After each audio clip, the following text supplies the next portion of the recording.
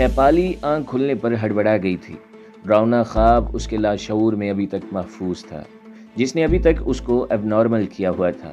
اس نے خواب میں خود کو کسی جانور کی خوراک بنتے دیکھا تھا اور ابھی یہ سمجھ رہی تھی کہ قربانی کے جانور کی طرح ذبح کرنے سے پہلے یہ لوگ اس کی خاطر مدارت کر رہے ہیں تاکہ وقت آنے پر اسے اچھی طرح ذبح کیا جا سکے۔ او مائی گاڈ! اس کے منہ سے اچانک نکلا اور سامنے کا دروازہ کھلا۔ اس مرتبہ وہی لڑکی اندر آئی تھی جو کل شام اس سے ملی تھی۔ اس نے اپنے ہاتھ میں ٹرے اٹھا رکھی تھی جس میں تازہ کشمیری چائے کی مہک اٹھ رہی تھی۔ صبح بخیر! اس نے شیپالی کے سرہانے دھری تپائی پر چائے کی ٹرے رکھتے ہوئے کہا۔ معاف کیجیے، 8 بجے ہم چائے لائے تھے، آپ سو رہی تھیں، جگانا مناسب نہیں سمجھا، بڑے احترام سے اس نے کہا تھا اور سامنے کرسی پر بیٹھ گئی۔ اچانک ہی شیپالی بھڑک اٹھی، اسے غصہ آنے لگا تھا۔ اس کے خیال میں یہ لوگ اس سے منافقت کر رہے تھے۔ کیا سمجھتے ہو تم لوگ خود کو؟ اس طرح کی حرکتیں کر کے تم کیا ثابت کرنا چاہتے ہو؟ بے وقوف بنانا چاہتے ہو؟ اندھی ہوں کیا میں؟ مجھے دکھائی نہیں دیتا؟ تم دہشت گرد ہو، باغی، ملک دشمن، غیروں کے ہاتھوں بکے ہوئے لوگ۔ غصے میں وہ اکثر بے قابو ہو جایا کرتی تھی، لیکن اچانک اسے نہ جانے کیوں اپنی زیادتی کا احساس ہوا، کیونکہ لڑکی ابھی تک مسکراتے ہوئے خاموشی سے اس کی طرف دیکھ رہی تھی۔ کیا مجال جو اس نے ایک لفظ بھی جواب میں کہا ہو۔ اگر آپ کا غصہ ٹھنڈا ہو گیا ہے تو پلیز چائے پی لیں۔ شیپالی کو زور کا جھٹکا دھیرے سے لگا۔ اس نے حیرانی کے ساتھ لڑکی کی طرف دیکھا۔ تمہیں غصہ نہیں آتا؟ اس نے لڑکی سے براہ راست پوچھا تھا۔ آتا ہے، لیکن غصے والی باتوں پر، مختصر جواب ملا۔ کیا مطلب ہے تمہارا؟ شیپالی نے چڑھ کر جواب دیا۔ میرا مطلب یہی ہے کہ آپ نے کوئی غلط بات نہیں کی۔ اگر مجھے بھی اس طرح اغوا کیا جاتا تو میری بھی یہی حالت ہوتی، لیکن ایک بات جو آپ بھول جاتی ہیں، کمانڈر نے آپ سے کہا تھا ہم عورتوں کو یرغمال نہیں بناتے۔ یہ حالات ہمارے نہیں، آپ کے پیدا کردہ ہیں۔ ہماری ایک ساتھی کو صرف اس جرم میں اٹھا لیا گیا کہ اس نے کسی سے دودھ خریدا تھا۔ خریدار کے ماتھے پر تو نہیں لکھا ہوتا ہے کہ وہ کون ہے۔ لڑکی کے جواب نے شیپالی کو چونکا دیا۔ واقعی بات تو اس کی سچ ہے۔ کسی نادیدہ قوت نے اس کے کانوں میں سرگوشی کی۔ تم لوگ چاہتے کیا ہو؟ شیپالی نے چڑھ کر کہا۔ آزادی، جو ہمارا پیدائشی اور بنیادی حق ہے، اس نے مطمئن لہجے میں جواب دیا تھا۔ اس طرح تو بھارت کا ہر صوبہ نہیں، لڑکی نے اس کی بات کاٹ دی۔ ہمارا مسئلہ ہر صوبے والا نہیں۔ اس کے بعد اس نے شیپالی کو اپنے مسئلے کے حوالے سے چند باتیں بتائیں اور اس کے 14 طبق روشن ہو گئے۔ شیپالی نے اس کی بات کے خاتمے پر اس طرح نظریں جھکا لی تھیں جیسے وہ شرمندہ محسوس کر رہی ہو۔ کاش مجھے پہلے سے ان باتوں کا علم ہوتا، ہمیں تو کچھ اور بتایا گیا ہے، شیپالی نے وضاحت کی۔ آپ کے حکمرانوں کو سب باتوں کا علم ہے اور احساس بھی۔ میری آپ سے درخواست ہے کہ کشمیر کے گلی کوچوں میں جائیں، لوگوں سے پوچھیں ان کے گھروں کو کیوں جلایا گیا، بچوں کو کیوں اغوا کیا گیا۔ قبرستانوں میں جائیں، ہر قبر ایک کہانی سنائے گی، ظلم و بربریت کی اندوہناک داستان۔ میڈم شیپالی، اگر یہ لڑائی ہے تو بھارتی فوج کی ہمارے ساتھ جنگ ہے۔ نہتے اور بے گناہ لوگوں کا کیا گناہ ہے ہمارا بدلہ ان سے لینا؟ کیا آپ کے نزدیک جائز ہے؟ لڑکی کچھ جذباتی ہو گئی تھی۔ اگر یہی سوال میں تم سے کروں کہ کسی کے بدلے تم نے مجھے کیوں اغوا کیا ہے؟ اچانک ہی شیپالی نے اس سے پوچھ لیا۔ رولز آف بزنس ہم نہیں، آپ طے کرتے ہیں، ہم تو اصولوں کی جنگ لڑتے ہیں۔ بتائیے کون سا دھماکہ کیا ہم نے کسی سویلین ٹارگٹ پر؟ آپ کے کرتا دھرتا ہمیں مجبور کر دیتے ہیں۔ اگر سکینہ اغوا نہ ہوتی تو ہم کبھی آپ کو زحمت نہ دیتے۔ افسوس ہمیں لڑائی آپ کے اصولوں کے مطابق لڑنی پڑتی ہے۔ اس نے مسکراتے ہوئے خود کو نارمل کیا۔ شیپالی نے اس کی طرف دیکھا، جس کی آنکھوں میں ایک ٹھہراؤ تھا، جس کے چہرے پر ایک سکون تھا، ایسا اطمینان جو اس نے کبھی قدیم مندروں کے آدم بیزار پجاریوں کے چہروں پر دیکھا تھا۔ شیپالی نے اپنی نظریں جھکا لیں اور چائے بنانے لگی۔ اس نے چائے کا کپ لڑکی کو پیش کیا۔ شکریہ، اس نے کہا۔ کیا میرے ہاتھ سے چائے بھی قبول نہیں کرو گی؟ شیپالی نے عجیب سے لہجے میں کہا۔ ایسی بات نہیں، آپ میرے لیے بہت محترم ہیں، لیکن یہاں کے کچھ اصول و ضوابط ہیں جن کی پابندی ہم پر لازم ہے۔ ہم اپنے حصے کے راشن سے زیادہ کچھ نہیں کھاتے پیتے، اگر مل جائے تو بانٹ کر کھاتے ہیں، لڑکی نے جواب دیا۔ شیپالی نے اپنے کاندھے اچکاتے ہوئے اس کی طرف دیکھا اور چائے پینے میں مصروف ہو گئی۔ بریگیڈیئر سوری کے فون کی گھنٹی مسلسل بج رہی تھی، لیکن دوسری طرف سے اشارہ ہونے کے بعد ہی اس نے فون اٹھایا۔ ہیلو، اس نے بھاری بھرکم آواز میں کہا۔ سوری صاحب، اگر آپ نے کال ٹریسنگ کے لیے فون اٹھانے میں دیر لگائی ہے تو غلطی کی ہے، آپ کو ناکامی ہوگی، ہم نے آپ سے بہت کچھ سیکھ لیا ہے۔ سوری اچانک چونکا تھا۔ کون ہو تم؟ اس نے اپنا دبدبہ برقرار رکھا۔ آپ جانتے ہیں میں کون ہوں، 24 घंटे हो गए, हमें जवाब चाहिए, यही हमारे दरमियान तय हुआ था, दूसरी तरफ से कहा गया। अच्छा तो तुम वही अगरवादी हो? वक्त ज़ाया न करें मिस्टर सूरी, यस और नो, मुझे फ़ौरन जवाब चाहिए। दूसरी तरफ बात करने वाले के इस नफसियाती हमले ने ब्रिगेडियर सूरी को बौखला कर रख दिया था। देखो तुम लोग, यस और नो, उसने फिर ब्रिगेडियर सूरी की बात काटी। सूरी ने दूसरी तरफ अपने इंटेलिजेंस डायरेक्टर को देखा, जिसने फ़ोन कान से लगाया हुआ था और उसे यस का साइन दे रहा था। यस, सूरी ने कहा, लेकिन सकीना को हमने सेफ हाउस में रखा हुआ है, कुछ वक्त देना पड़ेगा। कोई मसला नहीं, दूसरी तरफ से इत्मीनान से कहा गया, कल दोबारा रब्ता करेंगे। फ़ोन बंद हो गया। ब्रिगेडियर सूरी गुस्से से फ़ोन को घूर रहा था। एनी क्लू, कोई सुराग? उसने डायरेक्टर इंटेलिजेंस की तरफ देखा। बहुत चालाक लोग हैं सर, मिसगाइड गैजेट इस्तेमाल कर रहे थे, जवाब मिला। डैम इट, सूरी ने गुस्से से स्टिक मेज़ पर मारी। ये तुम्हारे सैटेलाइट क्या झक मार रहे हैं? उसने इंटेलिजेंस डायरेक्टर की तरफ घूम कर देखा, जिसने इस सवाल का खासा गुस्सा किया था। वो भी बड़ा फन्ने खां था। ये बिल्कुल गैर मुतल्लका सवाल है सर, उसने बड़े मुअद्दब और तंजिया लहजे में जवाब दिया। सूरी ने खामोशी इख्तियार कर ली। थोड़ी देर बाद क्राइस सेल की हंगामी मीटिंग हुई, जिसमें अब तक की कारगुजारी ज़ेर बहस आई थी। अभी तक स्पेशल टीम को उन तक रसाई नहीं मिली थी। मालूम ही नहीं हुआ था कि वो लोग कहाँ से मामलात को डील कर रहे हैं। मेरा ख्याल है सर, वो सरहद पार से बात कर रहे हैं। अचानक ही सिग्नल कोर के कर्नल ने अपनी राय पेश करके सबको चौंका दिया। ब्रिगेडियर सूरी के लिए तो बिल्ली के भागो छींका टूटा। अब वो हेडक्वार्टर को ज़्यादा बेहतर जवाब पेश कर सकता था और अपने दरीना दोस्त मेजर जनरल कुलवंत सिंह की साहबजादी शैपाली को घर वापस ला सकता था। आजकल पाकिस्तान के हवाले से वो जो भी बयान देते, उसे सुबह तस्लीम किया जाता।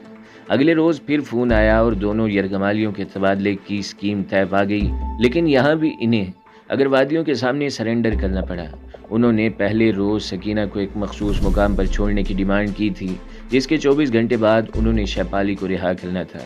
ब्रिगेडियर सूरी और उनके साथी गुस्से से बेकाबू हो रहे थे, लेकिन वो सब खुद को इन हालात में बेहद बेबस महसूस कर रहे थे और जानते थे कि उनके लिए उन दहशतगर्दों की शराइत तस्लीम करने के सिवा कोई भी और रास्ता बाकी नहीं बचा। अगले रोज़ सकीना को ही लड़की अपने साथ इस पॉइंट पर लाई थी जहां उसे सकीना को पहचाना था। वो तहाइफ का बैग सकीना के साथ था और उसकी साथी भी, जिसका सकीना ने दिल की गहराइयों से उनके हुस्न सलूक पर शुक्रिया अदा किया था, क्योंकि उन लोगों ने सकीना से वाकई इंसानों वाला बर्ताव किया था। भारतीय इंटेलिजेंस ने GHQ की सख्त हिदायत के मुताबिक कोई भी एडवेंचर नहीं किया था और सिर्फ अपने हाथ बेबसी से अपने दांतों से काट रहे थे। सकीना को लेने के लिए एक नौजवान आया, जिसने नकाब पहन रखा था। गो के इर्द गिर्द के इलाके को भारतीय इंटेलिजेंस ने अच्छी तरह अपनी नज़रों में लिया हुआ था, लेकिन वो भी अच्छी तरह जानते थे कि मुजाहिदीन ने भी कोई इम्कान नज़रअंदाज नहीं किया होगा। सकीना को नौजवान नकाब पोश के हवाले करते हुए वो लड़की सकीना से बहुत जज्बाती अंदाज में बगलगीर हुई थी। बहुत कामयाब अदाकारा दिखाई दे रही थी, जिसने सकीना को काफ़ी मुतासिर कर दिया था। लेकिन उस नौजवान ने सबसे पहले सकीना के हाथ में पकड़े बैग की अच्छी तरह तलाशी लेकर इस बात का मुकम्मल इत्मीनान कर लिया था कि इस बैग में कोई खुफिया आला तो नसब नहीं जो उसकी अगली मंजिल की निशानदेही कर सके। सकीना को अपने साथ लेकर वो पहाड़ी भूल भुलैयों में ऐसा खोया कि भारतीय रेडार के लिए उस पर नज़र रखना मुमकिन ही नहीं रहा। सकीना ज़ख्मी और खासी कमज़ोर थी, लेकिन आज़ादी के एहसास ने उसके जिस्म में तवानाइयाँ भर दी थी। दोनों करीबन 1 घंटा पैदल चलते रहे, जिसके बाद सकीना को वहाँ पहले से मौजूद एक घोड़े पर बिठा दिया गया और अगले मज़ीद 2-2.5 घंटे के बाद वो अपने वालिद से बगलगीर हो रही थी। अपनी माँ को वहाँ देखकर सकीना बच्चों की तरह रोने लगी। बख्त खान ने तीनों को तसल्ली दी और अल्लाह का शुक्र अदा किया कि वो बिलाखिर अपने मकसद में कामयाब रहे हैं। चाचा बशीर, उसने बशीर बकरवाल को मुखातिब करते हुए कहा, मैं जानता हूँ सकीना की हालत ऐसी नहीं कि वो मज़ीद सफ़र कर सके, लेकिन हालात का जबर है, हमारी मजबूरी है। तुम्हें आज रात ही सरहद अबूर करनी है। हम तुम्हें सरहद तक ले जाएंगे, जिसके बाद तुम इंशाअल्लाह महफूज हाथों में पहुँच जाओगी। अल्लाह तुम्हारा जग जग भला करे बेटा, रूहान्स आवाज़ में बशीर ने कहा। सकीना की माँ ने बख्त खान को गले लगाकर प्यार किया था। कुछ देर आराम करने के बाद वो एक मरतबा फिर आज़म सफ़र थे। इस मरतबा बख्त खान और इसके साथ 2 साथी भी उनके साथ चल रहे थे। बशीर बकरवाल ने सारी ज़िंदगी सरहद को आर पार करते गुजारी थी। वो यहाँ के चप्पे चप्पे से आशनाई रखता था, लेकिन जिस रास्ते से बख्त खान इसे ले जा रहा था वो बशीर बकरवाल के वहमो गुमान में भी नहीं था। करीबन 2.5 घंटे के महफूज सफ़र के बाद وہ لائن آف کنٹرول تک آ گئے۔ شدید سردی کا بندوبست بخت خان نے ان کی روانگی پر انہیں گرم کپڑے اور مضبوط جوتے پہنا کر دیا تھا۔ سکینہ کی والدہ کو قریباً آدھا راستہ اپنی کمر پر سوار کر کے لائے تھے، وہ کہ وہ بار بار نہ کر رہی تھی، لیکن بخت خان کو حالات کی سنگینی کا احساس تھا۔ کنٹرول لائن پر رک کر اس نے بشیر بکروال کو ایک ٹارچ دی اور سمجھایا کہ کتنی دیر بعد اسے ٹارچ سے سامنے کی سمت مخصوص اشارہ کرنا ہے جس پر اس کے میزبان اسے سنبھال لیں گے۔ سکینہ کے لیے یہ بڑا جذباتی لمحہ تھا۔ وہ آج تک بخت خان اور اپنے رشتے کو کوئی معنی نہیں دے سکی تھی۔ آج اسے شدت سے اپنے بدن کا کوئی جزو الگ ہونے کا احساس ہو رہا تھا۔ مجھے واپس جانا ہے سکینہ، لیکن وعدہ کرتا ہوں اگر زندگی نے وفا کی اور ہمارا مشن کامیاب رہا تو ضرور تم لوگوں سے ملنے آؤں گا۔ ہمارے لیے دعا کرنا۔ بخت خان کو اس کی دلی کیفیت کا بخوبی اندازہ تھا، لیکن اس لمحے وہ کسی کمزوری کا مظاہرہ نہیں کرنا چاہتا تھا۔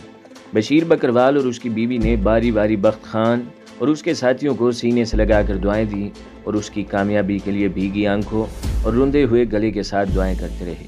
بخت خان اور اس کے ساتھی کنٹرول لائن پر پوزیشن لے کر بیٹھ گئے اور بشیر بکروال اپنی بیوی اور بیٹی کے ساتھ گہرے اندھیرے کی چادر میں کھو گیا۔ بخت خان نے اندھیرے میں تب تک ان پر آنکھیں گاڑی رکھیں جب تک وہ ان کی نظروں سے اوجھل نہیں ہو گیا۔ اپنے ہاتھ سے بندھی گھڑی میں نصب کتب نما کی مدد سے بشیر بکروال اپنے گھرانے کے ساتھ سفر کرتا اب اس مرحلے میں داخل ہو گیا تھا جہاں اس کے میزبانوں کی آمد متوقع تھی۔ اس نے قدرے محفوظ پہاڑی کی اوٹ سے ٹارچ کو مخصوص انداز میں جلایا بجھایا اور جلدی اس کے کانوں تک ایک جیپ کی آواز سنائی دی، جس کا مطلب تھا کہ ان کے میزبان آ رہے ہیں۔ جیپ اگلے 5 منٹ بعد ان کے نزدیک کھڑی تھی۔ ڈرائیور کے ساتھ اگلی سیٹ پر بیٹھے نوجوان کے پروقار انداز نے اس کا تعارف کروا دیا تھا۔ اس نے گرم جوشی سے بشیر بکروال سے ہاتھ ملایا، انہیں ان کے مختصر سامان سمیت جیپ میں بٹھایا اور بشیر بکروال کی فیملی کا سلامتی سفر شروع ہو گیا۔ میں تمہیں کبھی نہیں بھول پاؤں گی، بخت خان اپنی آنکھیں چادر کے کونے سے پوچھتے ہوئے سکینہ نے دل ہی دل میں کہا تھا۔ شیپالی کی روانگی اس کی زندگی کا انتہائی کمزور اور جذباتی لمحہ تھا۔ اس نے کبھی تصور بھی نہیں کیا تھا کہ وہ ان اگروادیوں کے لیے ایسے جذبات رکھے گی۔ شیپالی ان کے لیے دل میں ایسی ہمدردی محسوس کر رہی تھی جس کا اس نے کبھی سوچا بھی نہیں تھا۔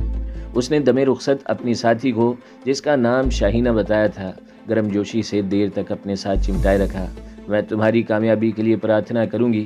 روندے ہوئے گلے اور آنسو بھری آنکھوں سے اس نے شاہینہ اور اس کے ساتھیوں کی طرف دیکھ کر کہا تھا، جنہوں نے اسے شاندار ساڑی کا تحفہ اور اس کی شدید خواہش پر انگریزی ترجمے والا قرآن پاک دیا تھا۔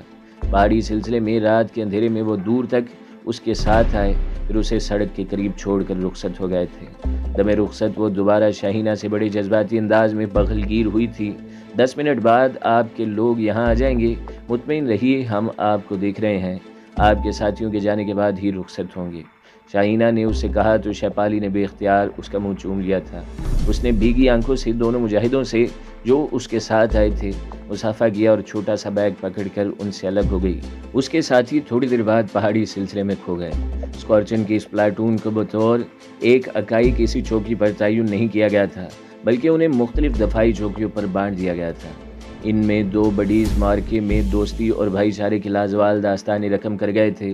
سب سے پہلے 2 ساتھی NLI ریجیمنٹ سینٹر بونجی کے بیچ میٹ، اسکارچن کے 2 پلاٹون میٹ سپاہی بخل خان اور نائک فدا علی، ان کی دوستی کا یہ سفر بونجی سینٹر میں تربیت کے دوران شروع ہوا۔ نہایت سادہ طبیعت، پرخلوص عادات، اعلیٰ اخلاقی اقدار کے مالک، اعلیٰ تربیت یافتہ اور دشواریوں میں بھی مسکرانے والے چہرے، جسمانی تربیت میں سب سے آگے بہترین نشانہ باز اور انتہا کی قوت برداشت رکھنے والے، یہ وہ چند صفات ہیں جن کا ذکر ان کے ساتھ تربیت حاصل کرنے والے ساتھی کرتے تھے۔ خالد نذیر سے ان کی ملاقات 4 جولائی دوپہر 2 بجے کے قریب ہوئی تھی۔ قادر چوکی پر وہ حوالدار لالک جان شہید نشان حیدر کے 12 جانبازوں میں سے تھی۔ 4-5 جولائی کی شب سے 7 جولائی کی شام تک انہوں نے دشمن کی ایک بٹالین کے متواتر حملے نہ صرف ناکام بنائے بلکہ دشمن کو سخت جانی نقصان سے دوچار کیا۔ نائک فدا علی محدود اسلحہ کے پیش نظر صرف اپنی رائفل سے وہ گولی فائر کرتا تھا جو ہمیشہ کارگر ثابت ہوتی تھی۔ نائک فدا علی نے صبح 7 جولائی کو اس وقت شہادت پائی جب دشمن اس کی چوکی سے تقریباً 100 گز دور تھا اور دشمن کی آرٹری کا ایک گولہ بالکل اس کے قریب آ کر پھٹا۔ سپاہی بخل نے بہت محتاط لیکن مؤثر فائر سے دشمن کی الغار کو روکے رکھا۔ لیفٹیننٹ وسیم شفیق جب 7 جولائی کو تازہ کمک لے کر اس چوکی پر پہنچا تو صرف 3 جانباز زندہ تھے، لیکن تینوں زخمی تھے۔ حوالدار لالک جان، لانس نائک محمد بشیر اور سپاہی بخل خان زخمی ہونے کے باوجود دشمن نظر آنے پر اس پر مؤثر فائر گراتے۔ سپاہی بخل خان خون بہہ جانے کی وجہ سے کافی حد تک نڈھال تھا، لیکن پھر بھی اپنی مشین گن سے فائر کرتا رہا۔ ان 13 جانبازوں کی قربانی اور وسیم شفیق کی قیادت میں تازہ کمک کی آمد سے دشمن کو پسپائی اختیار کرنی پڑی۔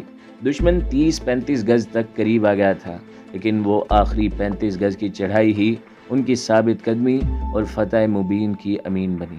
وسیم شفیق نے حتی الوسع کوشش کی، لیکن ہر ممکن ابتدائی طبی امداد دے کر ان کی جان بچا لی، لیکن جس طرح فدا، علی اور بخل نے فوجی زندگی کے سفر کا آغاز ایک دن کیا تھا، ان کی دوستی سچی تھی اور انہیں ایک ہی دن شہادت نصیب ہوئی۔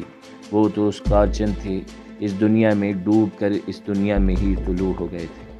اسکارچن کی دوسری جوڑی 2 افسروں کی تھی، وہ دونوں بھی کورس میٹ، پلاٹون میٹ اور اب جنگی ساتھی تھے۔ کیپٹن ساجد حسین اور کیپٹن طاہر حسین ایک دوسرے پر جان نثار کرنے والے ساتھی، وہ مثالی لیڈرز جو ملک و قوم کی خاطر جان کی پرواہ نہیں کرتے۔ ساجد کا تعلق آرٹری ریجمنٹ سے تھا، وہ مارٹر پوزیشن آفیسر کے فرائض انجام دے رہا تھا، اور طاہر کا تعلق ایک مشہور انفینٹری بٹالین سے تھا، وہ مہدی پوسٹ کا کمانڈر تھا۔ جب لڑائی زوروں پر تھی اور اس کے باقی ساتھی حیدران کے ساتھ ثابت قدمی اور دلیری سے دشمن کے ماؤنٹین بریگیڈ کا حملہ روکے ہوئے تھے، تو آتش نمرود میں کودنے کے لیے پہلا بےتاب جونیئر لیڈر کیپٹن طاہر حسین تھا۔